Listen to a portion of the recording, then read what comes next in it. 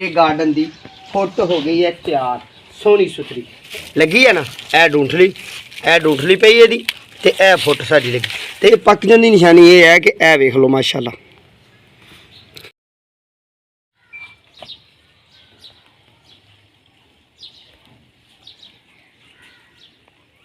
अस्सलामु अलैकुम रहमतुल्लाहि व बरकातुहू।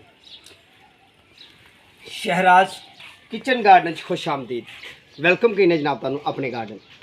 एपीसोड तो हट के मैं गल करनी है तो अचानक मामला है तो फिर तुहानू पता है मेहमान ने तो जनाब उमर भिंडियां वाले नू फिर सलाम अलैकुम तो सारे दोस्तों सलाम अलैकुम जेरे मेरे नाल गार्डन नाल प्यार करते हैं। उन्होंने फरमाइश से तो उन्होंने प्यार से दोबारा उन्होंने कमेंट नहीं आया। अल्लाह उन्होंने खैरियत रखे, अल्लाह उन्होंने अपने हिफ्ज़ ईमान च रखे जिथे भी किते हैं। ठीक है जी।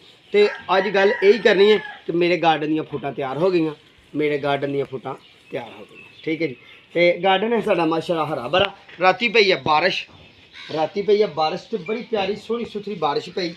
तो जनाब मैं अपने गार्डन तो वैजीटेबल जिहड़ियां गाना खाना पीना मौजा करना वो बेशुमार अलहमदुलिल्लाह। तो यह हुण साडी हो गई है बेल बुढ़ी, यानी कि इस बेल का आखिरी हल यही है कि इनू हुण थोड़े दिनों तक तलफ कर दिता जाए, यानी कि इनू सलाम अलैकुम ले लिया जाए।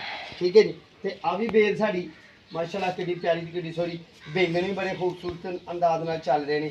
तो इत्थे प्लांट साडे ए नन्हे मुन्ने करंजवे के प्लांट उगे ने।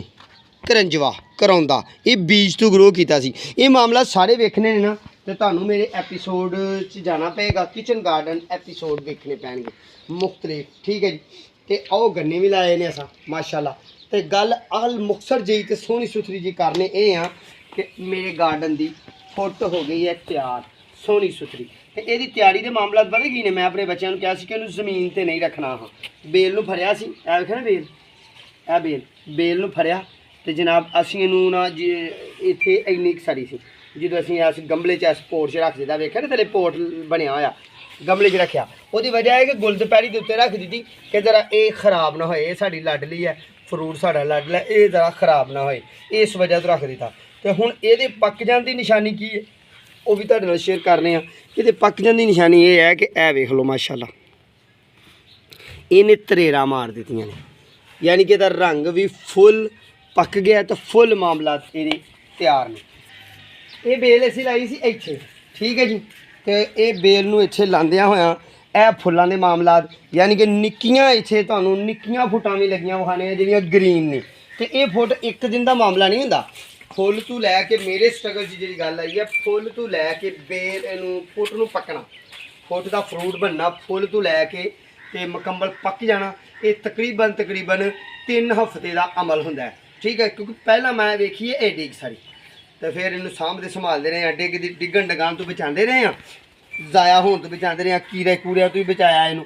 ठीक है जी। तो सब तो वड्डी गल ये है कि जो ए हुण अज इनू स्प्रे मारनी पैनी है इनू, क्यों कि ये है फुल्लां दा दुश्मन आई उड़ गया। देखा कि मोटी है बला जी, इन्हें फुल जे ने खाना है तो फुल फिर नवा फ्रूट नहीं आता। अजकल करेला हो गया, कद्दू हो गया, हलवा कद्दू हो गया, बैंगन हो गया, तो फुट हो गई, खीरा हो गया। खीरे तो याद आया वो खीरे की बेल भी समझो लाई है तो उत्थे मैं परसों वेख्या सी एडा अक्सरा खीरा। ठीक है ना, छोटा अक्सरा। बाकी यह है कि वही गल असीं बाद च करांगे। अज असीं फुट ते गल ते क्लोज करनी है। आओ फिर तुहानूं विखाइए मजीद छोटियां फुटां लगियां होईयां। एक ए जे लगी है ना, ए डूंठली पई है ते ए फुट साडी लगी ते एक ए लगी हुई। ठीक है। इस तरह होर भी किते होएगी ए फुल जिस तरह लगे ने। ठीक है जी। तो फिर हुण फोटो नूं तोड़िए तो अपनी गल नूं क्लोज करिए। क्लोज अप पल्लू लैके चल अज शार्ट जी वीडियो देनी सी इस वजह तो कि भाईया बाद फिर ना वो जिदन साडा एपीसोड होना है तो वह हुंदा जुमे नूं, तो जुमे नूं की पता फोटो होई है कि नहीं होई, ये कुदरत नाल निज़ाम ने। ठीक है जी। लो फिर फोटो नूं उतारिए। बिस्मिल्लाहिर्रहमानिर्रहीम।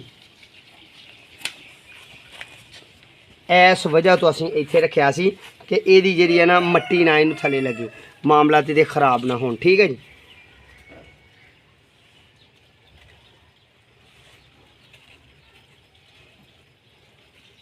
यार वेल मेरी डैमेज हो जानी है, मैं छुरी लिया के कटा।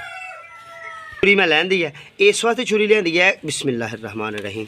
इस वास्ते मैं छुरी लियांदी है कि ए वेख्या ए बेल का अगला हिस्सा भी है ना, पिछला हिस्सा भी है तो इनू कटना नहीं, ज़ाया नहीं करना, क्योंकि पहले फ्रूट तो बाद ही मामला खराब असी नहीं करना। बिस्मिल्लाह या हय्य या कय्यूम। खुशी ते मसरत इहदी खुशबू एक अपनी हुंदी है जी। ਇਹਦੀ ਦਵਾਣੇ ਖਰਬੂਜੇ ਨਾਲ ਦੀ ਖੁਸ਼ਬੂ ਨਹੀਂ ਹੁੰਦੀ, ਇਹਦੀ ਇੱਕ ਆਪਣੀ ਖੁਸ਼ਬੂ ਹੁੰਦੀ ਹੈ ਤੇ ਬੜਾ ਹੀ ਪਿਆਰਾ ਤੇ ਬੜਾ ਹੀ ਸੋਹਣਾ ਸੁਥਰਾ ਫਰੂਟ ਹੁੰਦਾ। ਜੇ ਤੁਸੀਂ ਆਪਣੇ ਗਾਰਡਨ 'ਚ ਲਾਣਾ ਹੈ ਤੇ ਹਲੇ ਵੀ ਟਾਈਮ ਹੈਗਾ, ਹੁਣ ਵਾਲਾ ਟਾਈਮ ਵੀ ਹੈਗਾ। ਫੁੱਟ ਦਾ ਬੀਜ ਮਾਰਕੀਟ ਤੋਂ ਲੈ ਕੇ ਆਓ ਤੁਸੀਂ, ਬੀਜਾਂ ਵਾਲੇ ਕੋਲ ਜਿਨ੍ਹਾਂ ਕੋਲ ਵੈਜੀਟੇਬਲ ਦੇ ਬੀਜ ਮਿਲਦੇ ਨੇ ਨਾ, ਉਹਨਾਂ ਕੋਲੋਂ ਫੁੱਟ ਦਾ ਬੀਜ ਲੈ ਕੇ ਆਓ ਤੇ ਫੁੱਟ ਦੇ ਬੀਜ ਬੀਜੋ। ਬੀਜ ਕੇ ਤੇ ਜਨਾਬ ਸਾਨੂੰ ਜਨਾਬ ਤੁਸੀਂ ਸਬਸਕ੍ਰਾਈਬ ਕਰ ਲਓ। ਤੇ ਬਸ ਇੰਨਾ ਹੀ ਹੈ ਕਿ ਤੁਸੀਂ ਸਾਡੀ ਵੀਡੀਓ ਵੇਖਦੇ ਰਹੋਗੇ ਤੇ ਤੁਹਾਨੂੰ ਆਪਣੇ ਕਿਚਨ 'ਚ ਤੁਹਾਨੂੰ ਗਾਰਡਨ 'ਚ ਕਿਚਨ ਗਾਰਡਨ 'ਚ ਆਪਣੇ 'ਚ ਵੈਜੀਟੇਬਲ ਲਗਾਉਣ ਦੀਆਂ, ਫਰੂਟ ਪਲਾਂਟ ਲਗਾਉਣ ਦੀਆਂ, ਇਸੇ ਤਰ੍ਹਾਂ ਹੀ ਫੁੱਟ ਪਲਾਂਟ ਲਗਾਉਣ ਦੀਆਂ, ਖਰਬੂਜ਼ਾ ਦਵਾਣਾ ਲਗਾਉਣ ਦੀਆਂ, ਇਹ ਵੀਡੀਓ ਤੁਹਾਨੂੰ ਇਨਸ਼ਾਅੱਲਾ ਮਿਲਦੀਆਂ ਰਹਿਣਗੀਆਂ। ਤੁਸੀਂ ਰੱਖਣਾ ਦੁਆਵਾਂ 'ਚ ਯਾਦ, ਆਪਣਾ ਤੇ ਆਪਣੇ ਪਿਆਰਿਆਂ ਦਾ ਫਿਰ ਖਿਆਲ ਰੱਖਣਾ। ਹੁਣ ਅਸੀਂ ਖਾਵਾਂਗੇ ਫੁੱਟ ਤੇ ਤੁਸੀਂ ਜਨਾਬ ਕਰੋ ਸਾਨੂੰ ਇੰਜੋਏ। ਅੱਲਾਹ ਤੁਹਾਨੂੰ ਸ਼ਾਦ ਰੱਖੇ ਤੇ ਆਬਾਦ ਰੱਖੇ। अस्सलामु अलैकुम वरहमतुल्लाहि वबरकातुहू। दोबारा मुलाकात वास्ते चैनल सब्सक्राइब कर लो।